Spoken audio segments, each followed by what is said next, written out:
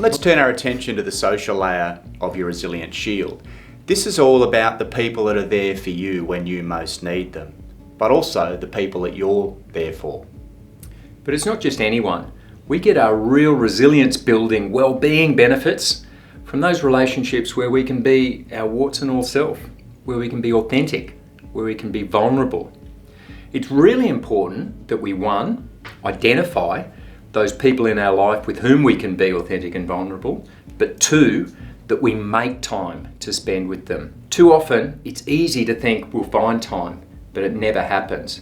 So instead, we want to make that time to spend with those people that we love, even if it is just catching up for a cup of coffee.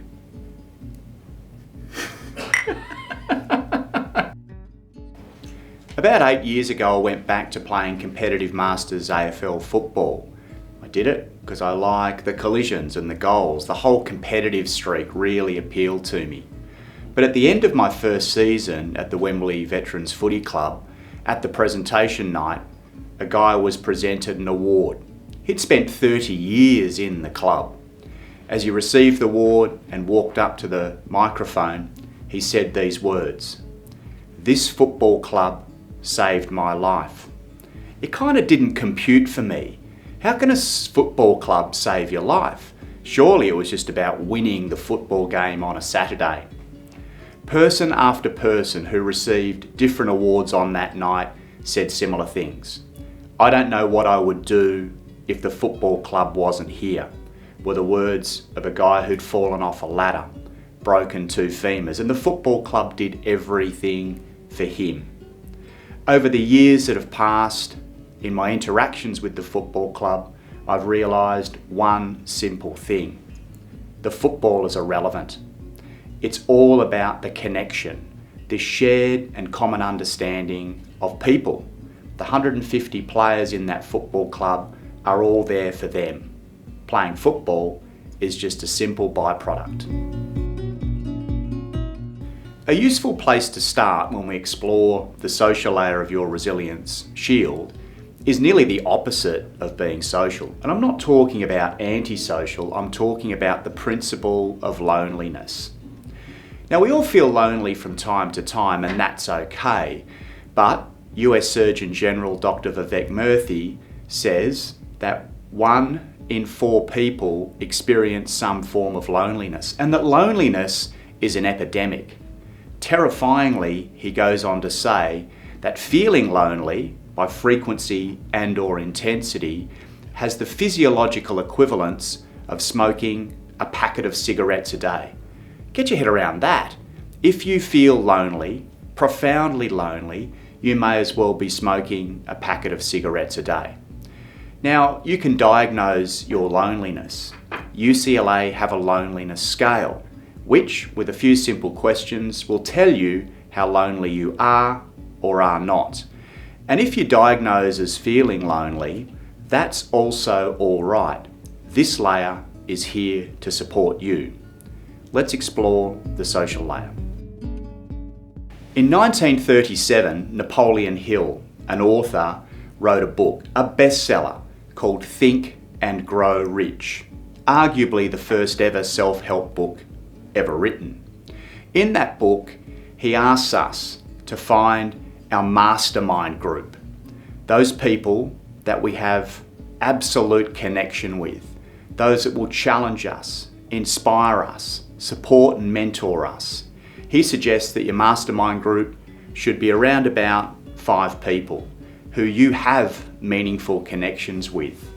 He suggests also that the mastermind group should be more about friends than families, that families have preconceived ideas of who you are, that you should not undertake that. You wouldn't be good at that. Why are you trying that? You've never done that before. Whereas friends might be open to encouraging you on new and novel challenges, perhaps even encouraging you to fail more often, to learn from that, to improve yourself. The research is slightly different from the wisdom of 1937. It shows that actually it can be as few as 1 significant other in your life, if they are willing to both support, mentor, and challenge you. Let's explore what we can do when we get with our mastermind group. How do we interact with them in a way that's all about quality? But before we do, let's examine the role of social media, or not. No discussion of the social layer would be complete without addressing the topic of social media. Now, whether you like it or not, whether it's different in your day than it is now, none of it's going to change. This phenomenon is here to stay. And so we want to look at how we can best embrace the tool of social media to help enhance our well-being. Now, you might recall that we defined the resilience benefits of social interactions as being contingent on being able to be authentic and vulnerable. In essence, if that's what you're doing on social media, happy days. Social media platforms give us an ability to stay connected with those people in our mastermind group, with the people with whom we can be vulnerable and have those beautiful, meaningful relationships. Doesn't matter if they're on the other side of the world. Doesn't even matter if the world's in lockdown from a global pandemic. Social media gives us a platform to maintain those connections. It also gives us a platform as an on-ramp to making those connections. Social media gives us wonderful ways of finding new tribes, finding people with the same interests or hobbies or social connections as us. It can be an excellent on-ramp, again, to those meaningful, authentic and vulnerable relationships that bring us resilience. But there can also be some downsides with social media. Right up front, social media is designed to get you hooked. There's a wonderful quote from the Netflix show The Social Dilemma, which says, if you're using a social media platform and you can't work out what they're selling, you can't work out what the product is, then the product is you. Social media apps are not just apps, they're billion-dollar companies which are competing for a slice of what MIT professor Sherry Turkle refers to as the attention economy. And they're bloody good at it. They've been designed to keep you hooked, to keep you scrolling, to trigger the dopamine response in your brain that next time you might get a like, next time you might get a funny cat video on your Instagram feed. Bottom line is, they are trying to keep you hooked, and sometimes this is not good for our well-being. The simple litmus test is this. If you walk away from an interaction with your phone or another social media device and you feel good and positive about yourself, then you're probably doing social media right. If you've used it to connect to someone meaningful or to stay in touch with someone you love, then this is a good use of a social media tool. But if you walk away from it angry or frustrated that you've just spent so much time trapped doom scrolling, or potentially polarized in your opinions by sitting in an echo chamber of social media driven algorithms and news feeds, then possibly you're not doing social media right. Possibly it's having a negative impact on your well-being. The simple answer, turn it off. You can change a lot of these things in terms of how you interact with these platforms just by identifying how it's making you feel and whether it is leading to positive, healthy and authentic connection. Now, we formed some exceptional friendships in the military. That shared and common hardship really fuses our mates to us. When you leave the military, does that mean that they're still part of your mastermind group? Let's explore that. I mean, absolutely it can. And I reckon, if we talk about the resilience benefits from friendships coming from being authentic and warts and all, I mean, a lot of times these people have seen us at our worst. Boot camps, Kapooka, Duntroon. Apparently Duntroon's a bit harder than Kapooka. I'm not going to go into it. No, it's probably not. But you know what I mean. That shared hardship can create that authenticity of relationships. What you see is what you get with a lot of your military mates. So yeah, that can be an awesome platform for those meaningful relationships throughout into the future. There's a couple of things to recognise though. The first one is that particularly if those friends are still in the military as we transition, the military rolls on. It's a busy organisation and often they're caught up in it. It's not that they don't care about you anymore, but it's just you're not seeing them on a day-to-day basis. And so that can challenge those sort of relationships. Often we find we can catch up with these people, Anzac Day, other sort of events like that, and strike back up where we started from. But we've got to recognise that sometimes those jobs, those pathways will bring us apart. Yeah. The other thing that I think is really important to note when we're talking about our military mates is we want to avoid what they call maladaptive co-rumination, particularly for our friends who might have been through difficult times with us, maybe on deployment, maybe in combat, maybe on operations. It can often feel really good to talk with them about that event or about that deployment because they get it. They were there, they shared that hardship. This can be a great way of normalising some of those feelings. But if we're just sitting around sort of sharing these negative stories, Stewing on it. it can be exactly that, and it can be a spiral. Often if we are having difficulties with mental health, it can feel good to talk to people like that, but if it's not progressing us forward, it can actually be a negative thing. So we're not saying cut those relationships, but we are saying, if that's the case, augment them with professional help that can help break those cycles of negativity and help get you on the pathway towards a better mental state.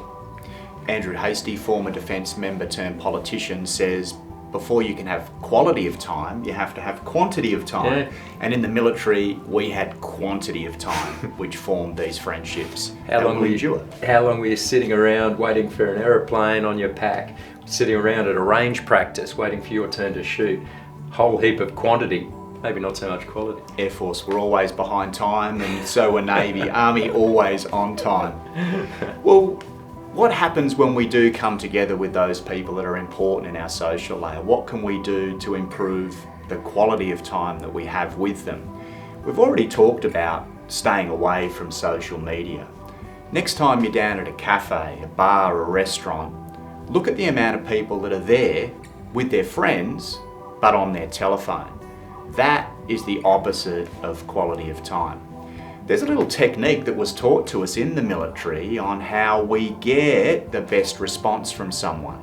It's about not asking closed questions where yes or no could only be given, but rather using that tactical questioning technique of open-ended questions. They typically start with the who, what, when, where, why, or how. Now, yes or no, or short answers are quite difficult to be given when you ask a question that starts with one of those interrogatives.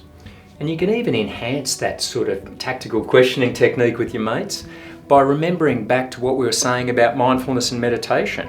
We want to be present and we want to be thinking about just one thing. And so a lot of these techniques aligned with that, including active listening, start with that as a fundamental. Be present.